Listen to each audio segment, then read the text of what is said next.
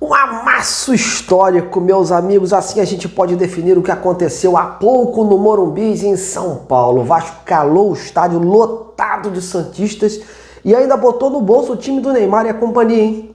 Contrariando as últimas expectativas que colocavam o Santos como favorito.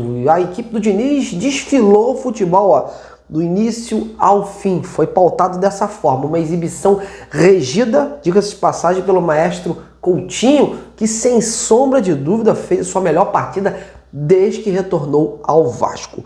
Um futebol com muita movimentação e um equilíbrio entre os setores. Dessa vez deu para ver 90 minutos de um Vasco em ação, de um Vasco vibrante e, acima de tudo, com imposição, com ímpeto. Mesmo com os desfalques, a equipe dessa vez teve atitude, teve comprometimento, teve responsabilidade para construir e chegar à vitória. Voltou a construir, voltou a criar, mas agora com eficiência. Um Vasco letal e que aproveitou com maestria as oportunidades criadas na partida. Já vimos em outros jogos, mesmo nas derrotas, o Vasco criando. Porém, o ataque perdia muitas chances, tropeçava nas pernas e a defesa entregava a paçoca. Dessa vez, não. Dessa vez o ataque funcionou muito bem com a proposta organizada pelo Fernando Diniz, colocando o David e o Ryan flutuando ali com o Coutinho e o Nuno como elementos surpresas chegando de trás. Fica até a dúvida se com um centroavante fixo, né, um cara centralizado como é o Verratti, o Vasco teria essa facilidade de chegar ao gol adversário hoje, como chegou, né, para concluir. Óbvio que o mental dos jogadores do Santos, após tomarem 3 gols, facilitaram muito a infiltração do Vasco. Mas isso não invalida o grande futebol apresentado pelo time que fez por merecer o resultado. E olha, cabia mais, viu? A vergonha foi tanta do outro lado, sobrou que até o juiz ficou com pena. Não sei se vocês perceberam, porque nem nos acréscimos ele deu no segundo tempo. Terminou ali um pouco depois dos 45 e teve motivos, né? Porque o VAR foi consultado, né? Teve pênalti para o Vasco, várias outras situações e ele não deu ali mais minutos para a partida. Para você ver o tamanho do estrago que o Vasco fez no dia de hoje. O estrago foi tanto que sobrou para o técnico do Santos, que já estava na berlinda ali para ser demitido, né? O Kleber Xavier foi demitido no vestiário. Meus amigos, ó, esse é o Vasco que o vascaíno quer ver, honrando essa cruz de Malta, jogo após jogo. O problema está aí. O Vasco não consegue manter um equilíbrio. A gente ganha, vem aquela euforia, faz um grande jogo, vence e do nada perde um jogo que era facilmente para ganhar. Foi assim contra o São Paulo, nesse próprio Morumbi, antes da pausa no Mundial. Depois disso, só piaba atrás de piaba. E aí venceu o CSA, voltou a conviver ali com aquele jejum, desconfiança no Brasileirão. E a maior prova para a gente confirmar se esse Vasco embala ou não é na próxima rodada, né? Contra o Juventude do Nenê. Jogo lá fora, Juventude tendo que vencer e o Vasco tem que pontuar, porque apesar do time ter deixado a zona de rebaixamento, os times que estão abaixo do Vasco estão coladinhos ali e só secando para o Vasco perder pontos. O próprio Juventude encara o Vasco como uma final, como um jogo de 6 pontos. Sobre a vitória de hoje, alguns pontos a destacar. O coletivo do Vasco funcionou muito bem, o time soube aproveitar as oportunidades, soube segurar o Santos, soube deixar eles lá atrás, marcando acima da linha da bola, soube apertar na hora certa, o time teve a capacidade de sair com a bola e construir na área adversária, inclusive até a própria defesa ali ficou bem postada, em que pese a improvisação do Hugo Moura, que eu não concordo muito.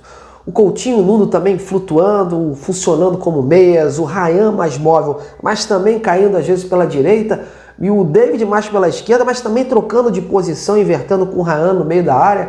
O PH e o Piton também muito bem, eles foram bem participativos, davam boa sustentação às laterais do campo. E o Piton, aliás, ele inaugurou o placar numa boa infiltração, no elemento surpresa, voltou a dar assistência também em outros gols, outras oportunidades. Enfim, o Vasco fez um primeiro tempo muito honesto, mas a partir dos 20 minutos, o Santos começou bem ali, tentando construir, tentando macetar o Vasco, mas o Vasco conseguiu ali o gol, conseguiu ir para o vestiário com a vitória. E aí veio o segundo tempo, o coração do vascaíno, confesso que vocês não pensavam dessa forma, já ficou meio apertado, né? Porque a gente pressentia que o time fosse cair de produção, com aquela queda física, né? Como foi nas últimas partidas, e o roteiro de um possível empate, até mesmo uma virada, voltar a se repetir. Até porque o Santos iniciou o segundo tempo atacando, pressionando, botando pressão, botando bola na trave, criando.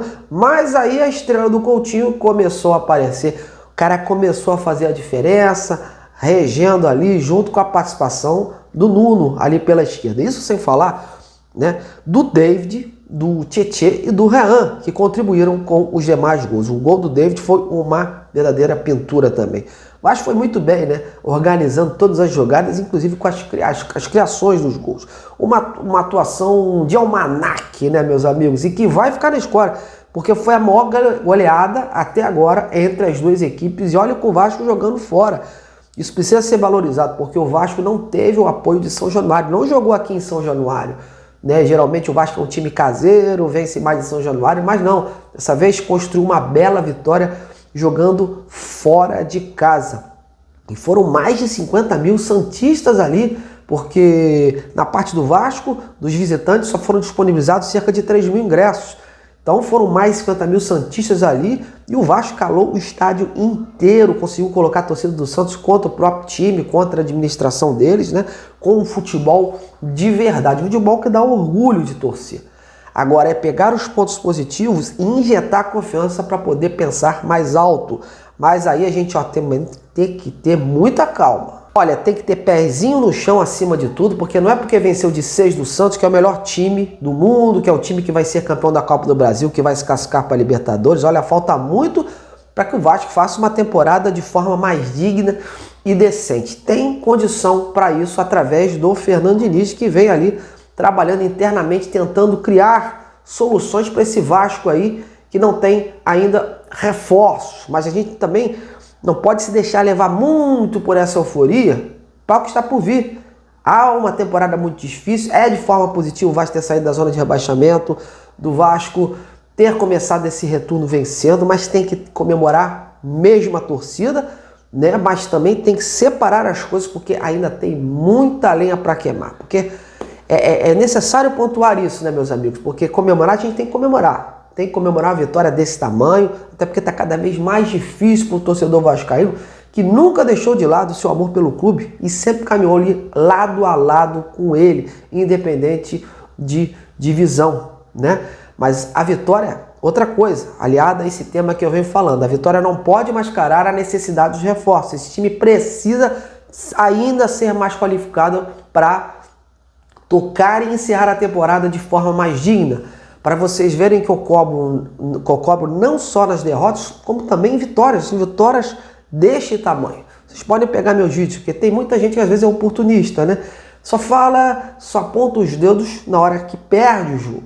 Eu não, eu sempre pontuo aqui que o Vasco precisa de mudanças, precisa disso, precisa daquilo, porque nas vitórias às vezes mascaram determinadas situações. O Vasco venceu muito bem hoje, venceu como um time gigante que tem que ser, soube construir a vitória, porém precisa de muitos ajustes ainda e precisa de reforço, porque o campeonato e a temporada ainda é longa. Então, meus amigos, vamos valorizar a vitória de hoje, vamos comemorar, mas também pensando grande para o que está por vir. E agora eu quero saber de você.